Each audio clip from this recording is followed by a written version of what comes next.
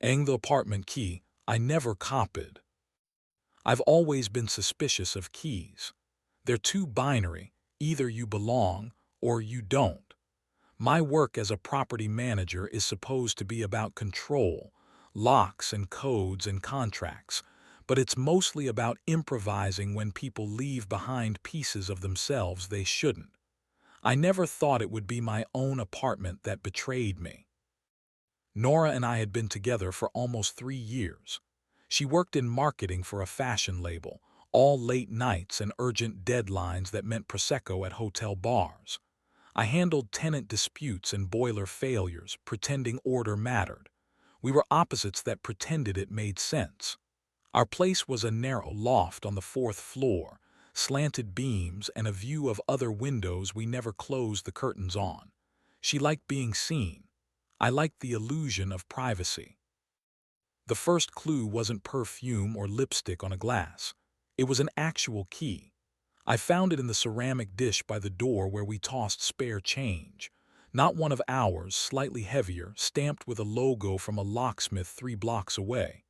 A new blank, freshly cut. I turned it in my hand. Not a copy of our lock, but it had weight, like a confession disguised as brass. Nora had been humming lately, songs I didn't recognize. She'd been wearing her hair differently, higher, as if she wanted her throat to look like a stage. I didn't confront her right away.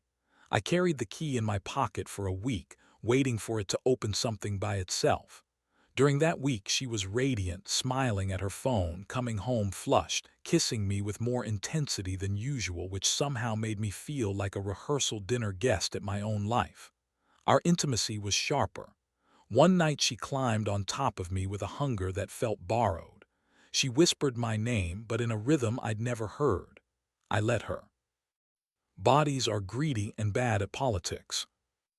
On Thursday, my best friend Jonas came by. He's been with me since we were kids, vandalizing vending machines for free candy. He works as a locksmith now, of course he does, and over beers I showed him the key. He turned it between thick fingers. "Not your building," he said, "but recent. Whoever cut it, they did it for speed, not care. Someone wanted access, not elegance."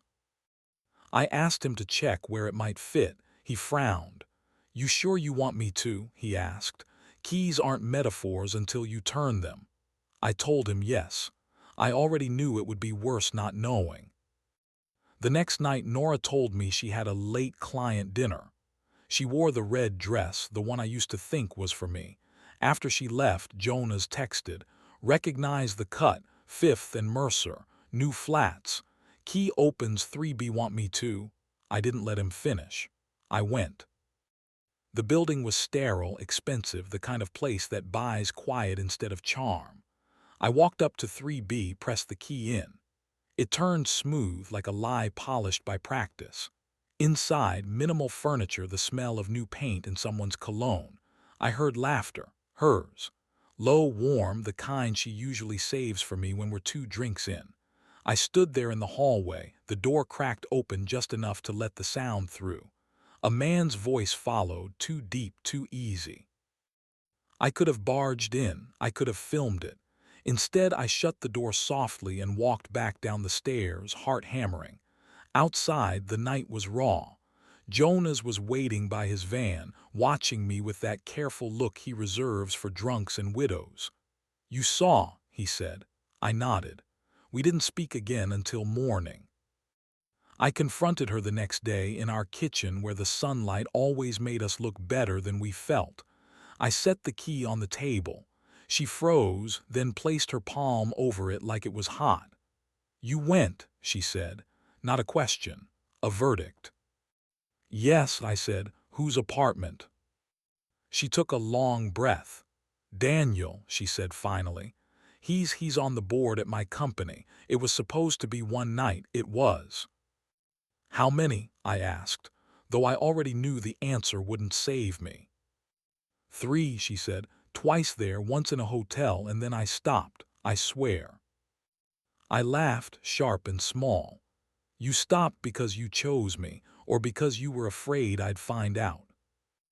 Her eyes didn't flinch. Both. I hated the version of me that kept a key that wasn't yours. She pushed it toward me like an offering. I didn't copy ours because I couldn't live with him that close to us. And yet, I said. She reached for me then, fingers brushing my wrist. I love you, she said. That never changed. I wanted to feel, she hesitated, searching for a word. Unwritten. Like my body wasn't just another part of the schedule. It was stupid. It wasn't better than you. It was just different. I should have walked out. Instead, I kissed her. Hard. We stumbled into the bedroom, pulled clothes away like enemies. Our bodies didn't care about politics. They only cared about the heat, the sweat, the way she arched under me as if to prove I was still the gravity she wanted. When it was over, she pressed her forehead to mine and whispered, "Don't let me be a stranger." The days after were tense. She sent me texts during work, photos of her coffee, little notes like "thinking of you," proof of life gestures. I answered, but slow. Jonas checked in once, asked if I wanted the locks changed. "Not yet," I said.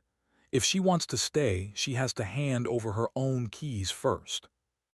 1 week later, she dropped Daniel's key into my palm without ceremony. "It's over," she said. "Delete me if I'm lying." I believed her, though belief felt fragile, like glass over concrete. We're still in that apartment. Sometimes, when she hums a tune I don't recognize, my chest tightens.